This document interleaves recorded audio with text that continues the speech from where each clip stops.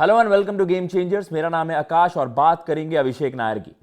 अभिषेक नायर साहब से बहुत ज्यादा उम्मीदें हैं KKR fans and UP warriors fans को। मतलब ये था कि यार इन जनरल की जो जैसे केकेआर के जो फैंस हैं वो वेट कर रहे थे कि यार जब यूपी वॉरियर्स की तरफ से उनके वो कोचिंग वो स्टाइल के बारे में या जो उनके इनसाइट्स हैं या फिर इन जनरल उनकी जो टैक्टिक्स रहती हैं उनका एक रिफ्लेक्शन ना देखने को मिल जाता आपको डब्ल्यूपीएल में।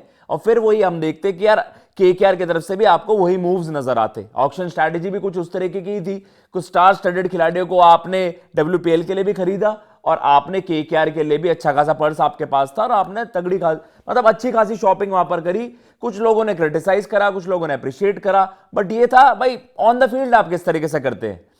अब जो डब्ल्यूपीएल के दो रिजल्ट्स आए हैं और उसके बाद जो उनकी स्टेटमेंट आई है उसके बाद तो भाई ये अलार्म बेल्स बज गई हैं और कहीं ना कहीं वही सारी चीजें रिपीट हो रही हैं जो हम पहले भी देखते थे केकेआर सेटअप में भी। और अभिषेक नायर साहब के जो कोचिंग स्टाइल है उसमें आपको वही रिफ्लेक्शंस नजर आए हैं कि यार बहुत जल्दी वो चेंजेस करना और एकदम से ऑल ऑफ अ सडन जो आपके टैक्टिकल प्लानिंग है वो उसका जो ऑन फील्ड जो आपने रिजल्ट देखा उसको लेकर तो ये मान के चल रहे हैं कि भैया इतनी जल्दी पैनिक क्यों करना। और जो स्टेटमेंट आपकी तरफ से आई है आई सीम्ड फुलिश, मतलब उन्होंने खुद ही एक्सेप्ट करा। उन्होंने इस चीज को देखो ये एक अच्छे कोच की अच्छे एक लीडर की, क्योंकि कोच साहब हैं और उनके कहने पे ही मैग लैनिंग मतलब वो उनको ही अपॉइंट उन्होंने वहां पर करवाया कि यार मैग लैनिंग को हम लाते हैं सेटअप में, उनको कप्तान बनाएंगे। तो इन जनरल ये मतलब अभिषेक नायर की टीम है। तो भाई एज ऑफ नाउ 2 मैच 2 हार, एक अच्छी खासी टीम आपने बनाई, एक अच्छा खासा सेटअप है जिसे माना जा रहा था एक बड़ा सॉलिड बॉलिंग लाइनअप है। दोनों मैचेस में धज्जियां उड़ी हैं, लेकिन जो सबसे बड़े सवाल उठे हैं वो उठे हैं टैक्टिक्स पर। तो ये था मैच, आपने देखा कि यूपी का दूसरा गेम था यूपी वर्सेस आरसीबी। आरसीबी ने पूरी तरीके से धून दिया यूपी की टीम को और जिस बैटिंग को तो आप यार मतलब प्राइड कर रहे थे कि आपके पास फीबी लिचफील्ड हैं, आपके पास मैग लैनिंग है, 2 सुपरस्टार्स हैं इंटरनेशनल, उसके अलावा आपके पास इंडियन स्टार्स भी हैं। मतलब हरलिन दियोल को लेकर थोड़े सवाल उठते हैं, लेकिन आपके पास श्वेता है एक फ्यूचर ऑफ इंडियन क्रिकेट, उसके अलावा नवगिरे पावर हिटिंग के तौर पर, दीप्ति आपके पास क्वालिटी ऑलराउंडर और बॉलिंग आपके पास तगड़ी है ही। तो यार इस टीम में खामियां कहां है? खामियां ये है कि आप बहुत जल्दी पैनिक कर रहे हो और बहुत ही ज्यादा एक्सपेरिमेंट्स कर रहे हो। उसको लेकर क्या कुछ कहा उन्होंने पोस्ट मैच वो आपके सामने चलाते हैं। उन्होंने एक्सेप्ट करा कि ये जो दूसरे ही मैच में आपने ओपनिंग कॉम्बिनेशन बदल दिया वो भाई बड़ी भूल थी और उन्होंने साफ सीधा एक्सेप्ट करा, रिस्पॉन्सिबिलिटी ली है, बहुत अच्छी चीज है। उन्होंने इस बात की अकाउंटेबिलिटी ली है, फैसला उनका था ये भी उन्होंने बोला। ऐसे नहीं कि भाई पीठ पीछे बस पीछे बैठ गए और कप्तान साहब पर सारी जिम्मेदारी थोप दी, नहीं, उनका फैसला था। तो उन्होंने क्या कुछ कहा है वो मैं आपको बताता हूं और उसके साथ एडिशनली जो बोला है मुझे वो थोड़ा सा अटपटा लगा कि एकदम से इतनी बड़ी रेफरेंस ड्रॉ कर देना, उससे आप यंगस्टर पर भी प्रेशर डाल रहे हो। क्या लिखा है मैं आपको बताता हूं। उन्होंने कहा कि भाई क्योंकि बॉल मूव कर रहा था और लॉरेन बेल आपको पता है क्या धमाकेदार स्टार्ट उनका ये डब्ल्यूपीएल का करियर स्टार्ट हुआ है, इनका आरसीबी की तरफ से बड़ी तगड़ी फैन फॉलोइंग होगी ऑलरेडी। लेकिन ये है कि भाई उन्होंने कहा कि यार नया बॉल थोड़ा सा तैर रहा था, थोड़ा सा वो मूव कर रहा था, तो उन्होंने कहा कि हरलीन को हमने सोचा कि वो एक वैल्यू ऐड कर पाएंगे पावर प्ले में। ये आपको लगा, मैं तो उस चीज पर ही थोड़ा सा सरप्राइज्ड हूं, बट वो ये स्टिल आप उनको बैक कर रहे हैं। She is obviously technically correct, technically वो करेक्ट है, इसलिए उनको बैक वहां पर किया गया। तो लेकिन वो इस बार वर्कआउट नहीं किया गया, मतलब वो इस बार वर्कआउट नहीं हुआ। जैसा हमने देखा दोनों मैचेस में आपके एक बार नवगिरे आई वो फ्लॉप रही, इस बार अर्लीन आपने ट्राई करी वो फ्लॉप रही।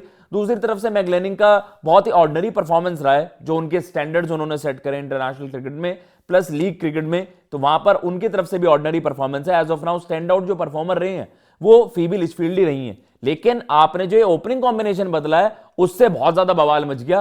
उन्होंने कहा कि भाई ये एक गलत फैसला साबित हुआ और मैं इसकी पूरी जिम्मेदारी लेता हूं इस फैसले की, मेरा फैसला था। उन्होंने ये एक्सेप्टेंस उनकी तरफ से, ये बहुत अच्छी बात है।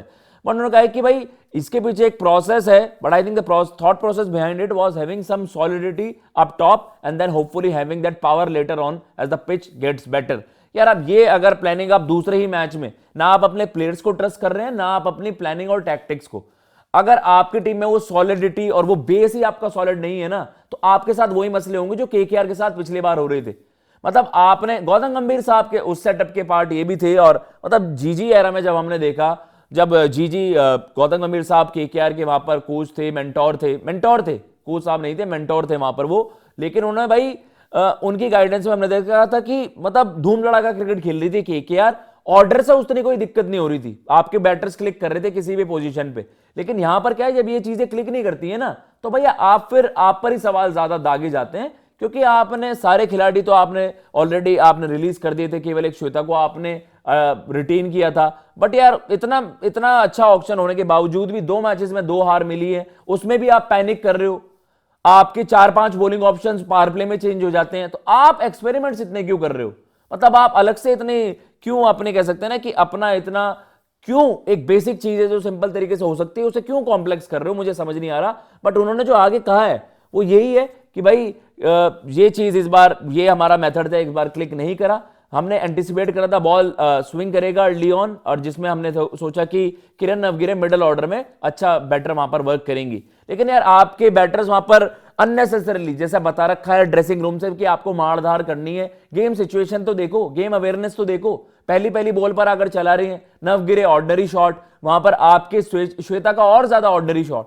अब ये पूरा बवाल मचा है। मैं एक और बात आपको बताता हूं, वो जो आखिरी में मेंशन भी था कि यार but they didn't work today, क्योंकि इनकी टैक्टिक्स काम नहीं करी, इसलिए आज मैं फुलिश लगा। फुलिश मतलब यार बेवकूफाना आप ये कॉल लगी, बेवकूफ वो खुद कह रहे हैं, इसलिए मैं भाई फुलिश थोड़ा सा लगा दुनिया के सामने, लेकिन क्योंकि आज वो कॉल वर्क नहीं करी। एक और स्टेटमेंट है जो कि मुझे लगता है एक यंगस्टर पर आप वो रेफरेंस ड्रॉ करना। उन्होंने कहा कि श्वेता के लिए इंडिया में अपॉर्चुनिटीज इस तरीके से क्रिएट हो सकती है, उन्होंने ही ये रोल उनको दिया है, फिनिशर वाला रोल, और वो कह रहे हैं कि it is more like a KL Rahul sort of a move.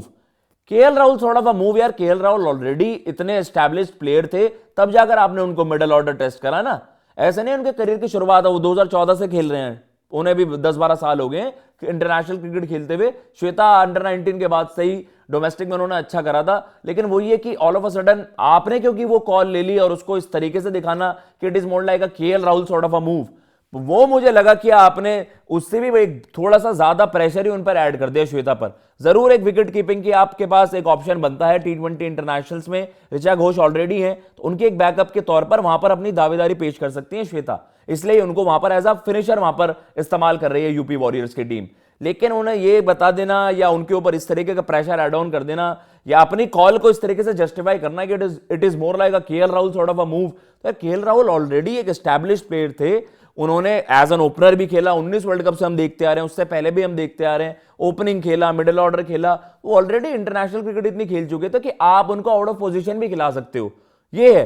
लेकिन श्वेता को उस तरीके से वहां पर आपने ये एडिशनल प्रेशर डालने वाली बात हुई, ये इन्होंने स्टेटमेंट के अलावा ऐड किया था।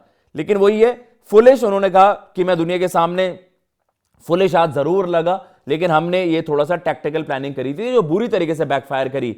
बॉलिंग का भी आप बताइए, आपने बस यही बताया कि यार नवगिरे को आपने पीछे कर दिया मिडिल ऑर्डर में और आपने उनको ओपन करवा दिया, क्या कहते हैं, आपने हरलीन दियोल को, लेकिन दोनों ही तरीके से आप फ्लॉप साबित हुए। विद द बॉल आप क्यों नहीं बताया आपने, जो फेलियर का एक बड़ा कारण है। आपके पास ऑलरेडी इतना पैक्ड बॉलिंग लाइनअप है, आपके पास वहां पर क्रांति गौड़ हैं और पांडे जी हैं वहां पर, उसके अलावा सोफी एक्लेस्टन, हाँ, जिनको आपने पूरे पावर प्ले में यूज ही नहीं करा, जब मैच खत्म ही हो गया तब आप उनको ला रहे हो 70-80 रन खाने के बाद। तो जो भी आपने भाई बॉलर्स को पिक करा उनकी धुनाई हो रही थी, दोनों मैचेस में ही ये हुआ है। पहले मैच में बैटर्स ने थोड़ी फाइट करी, लेकिन 200 प्लस पहले मैच में खाना, दूसरे मैच में आपने भाई मैच 10 ओवर में ही खत्म करवा दिया था, ग्रेस हैरिस ने मार मार के भरता बना दिया। तो ये आपको सोचना पड़ेगा, इससे केकेआर फैंस और ज्यादा डर गए हैं। केकेआर फैंस के लिए और ज्यादा बड़े साइंस ये हो गए कि यार ये डब्ल्यूपीएल में इस तरीके की कॉल्स दूसरे मैच से ही आप देख रहे हो, फिर उनका जस्टिफिकेशन, उनकी रिस्पॉन्सिबिलिटी जरूर ली, लेकिन यार इससे तो मसला बढ़ जाएगा ना। आप बताइए केकेआर फैंस और यूपी वॉरियर्स फैंस, क्या अभी तक आपके रिपोर्ट कार्ड, जो आप रिपोर्ट कार्ड दोगे अभिषेक नायर साहब, उनकी कोचिंग आपको किस तरीके से लगी? क्या जो कॉल्स आपको लग रहे हैं ये मतलब बिल्कुल भी जायज हैं? आपको लगता है जिस तरीके की कॉल्स लिए गए हैं, क्या ये जोड़ी वर्क नहीं कर पा रही है? क्या केकेआर के लिए ये वाले मसले ना हो जाए? ये आप कमेंट बॉक्स में बताइएगा। जय हिंद, जय भारत।